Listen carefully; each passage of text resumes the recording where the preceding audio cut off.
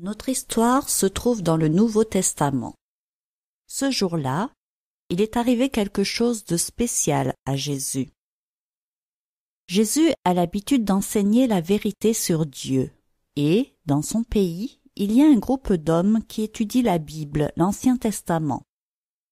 Ce sont les pharisiens. Leur travail est d'enseigner ce qu'ils apprennent dans l'Ancien Testament.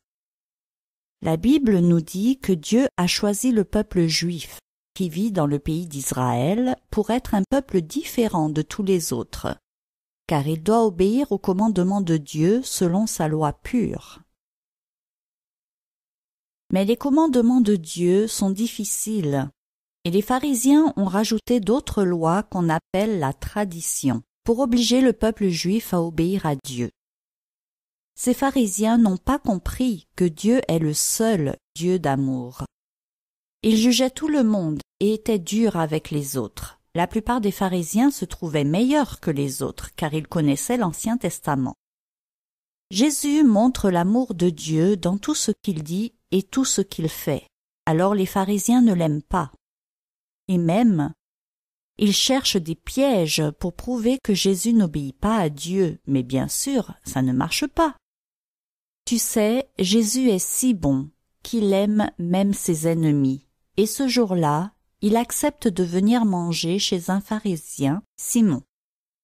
Pendant le repas, voici qu'une femme spéciale entre dans la maison et commence à pleurer sur les pieds de Jésus. Tu te rends compte, c'est bizarre. Tu te souviens que Jésus peut voir ce qui se passe dans le cœur. Eh bien, il voit que cette femme est terriblement triste du mal qu'elle fait dans sa vie, car elle a une mauvaise vie, et elle sait qu'elle fait ce qui est contre Dieu. C'est une prostituée.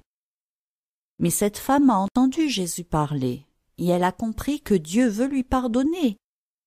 Elle se repent de ses péchés, ça veut dire qu'elle regrette vraiment le mal qu'elle fait devant Dieu. C'est pour cela qu'elle pleure tant sur les pieds de Jésus. Elle croit qu'il est vraiment Dieu et qu'il est le seul à pouvoir lui pardonner. Comme elle lui a trempé les pieds avec ses larmes, alors elle les essuie avec ses cheveux. Ensuite, elle embrasse les pieds de Jésus et les parfume avec un parfum très cher, car c'est le plus grand cadeau qu'elle a. Mais Simon le pharisien est très choqué.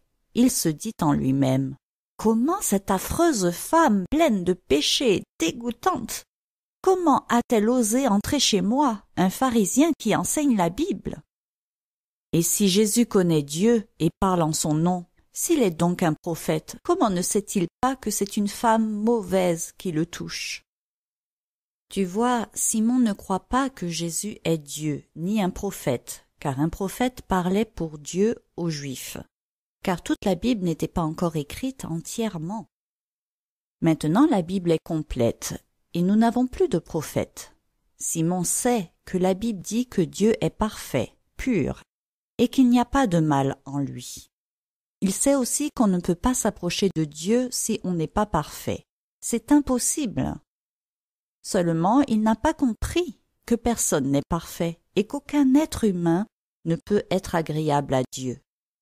Ce que Simon ne sait pas, c'est que Dieu est aussi plein d'amour, un amour qui nous dépasse, immense.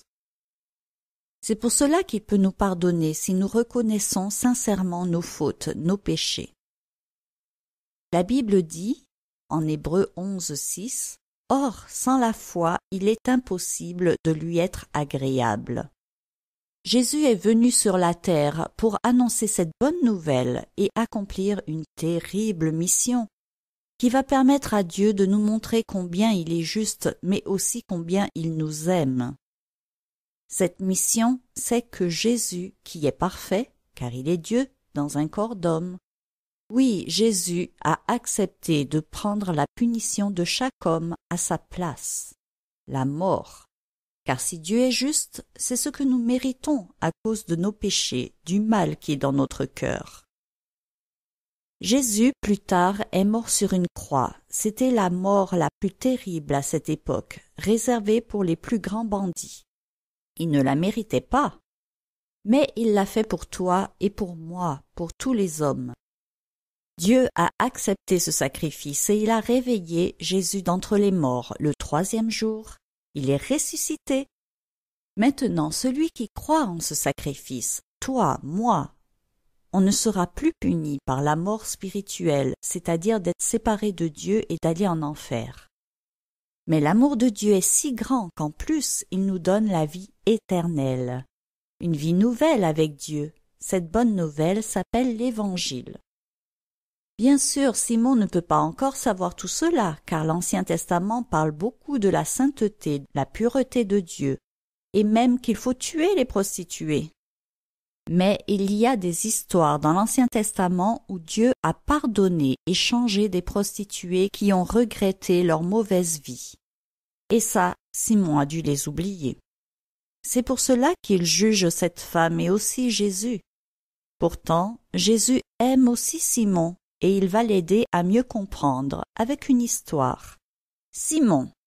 Il y avait un homme qui a prêté de l'argent à 2 hommes, 500 pièces d'argent à l'un et 50 à l'autre. Le problème, c'est que les 2 ne pouvaient pas lui rendre son argent. Alors cet homme qui était bon leur a pardonné à tous les 2, et donc, quelle joie! Les 2 hommes ne devaient plus rien rendre.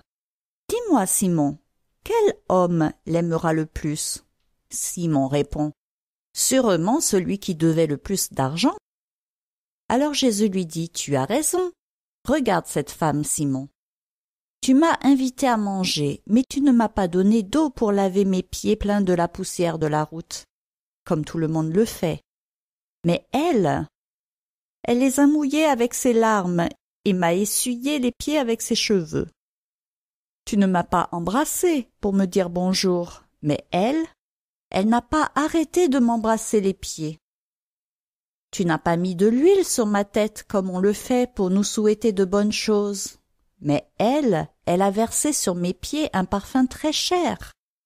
C'est pourquoi je te le dis, ses nombreuses fautes ont été pardonnées par Dieu, car elle a beaucoup aimé. Mais celui à qui on pardonne peu, aime peu. En effet, Simon pensait être meilleur que cette femme, et je pense que devant les gens, il avait une vie assez bonne, puisqu'il essayait d'obéir aux lois de Dieu. Pourtant, son cœur était mauvais, et il a aussi besoin du pardon de Dieu. Mais voilà le problème. Si on ne se rend même pas compte que nous péchons contre Dieu, nous ne lui demandons pas son pardon, et nous ne sommes pas pardonnés.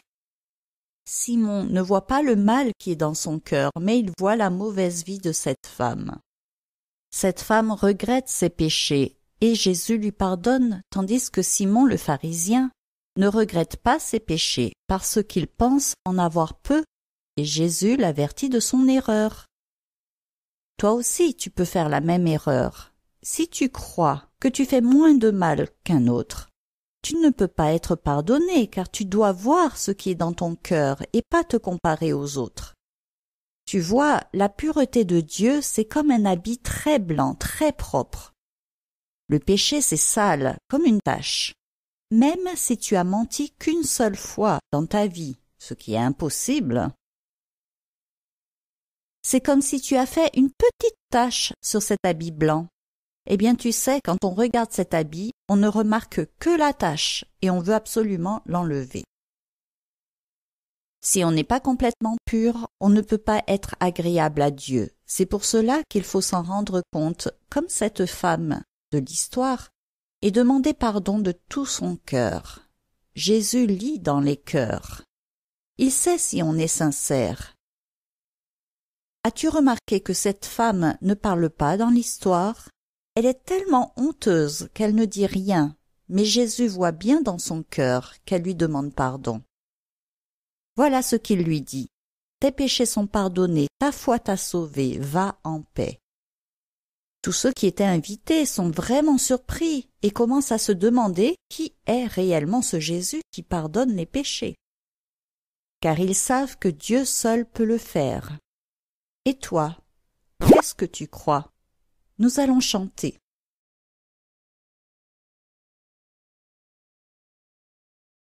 Dieu résiste aux orgueilleux, Mais il fait grâce aux humbles. Il pardonne celui qui croit que son cœur est mauvais, qu'il a besoin de paix. Pardonner, c'est oublier. Pardonner, c'est oublier.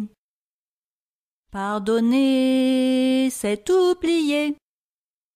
Ainsi Dieu pardonne nos péchés.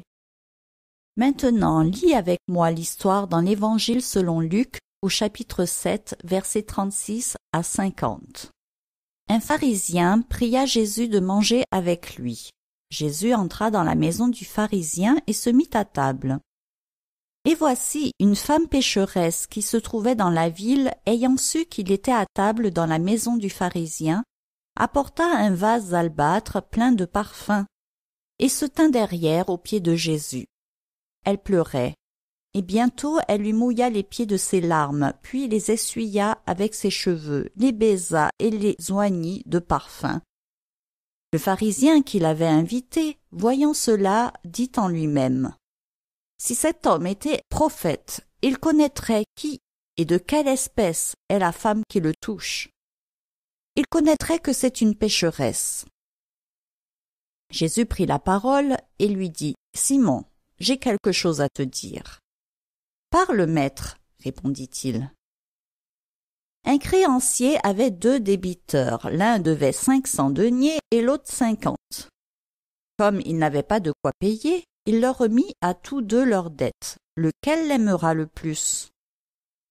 Simon répondit: Celui, je pense, auquel il a le plus remis. Jésus lui dit: Tu as bien jugé.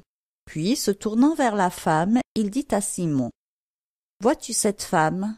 Je suis entré dans ta maison, et tu ne m'as point donné d'eau pour laver mes pieds.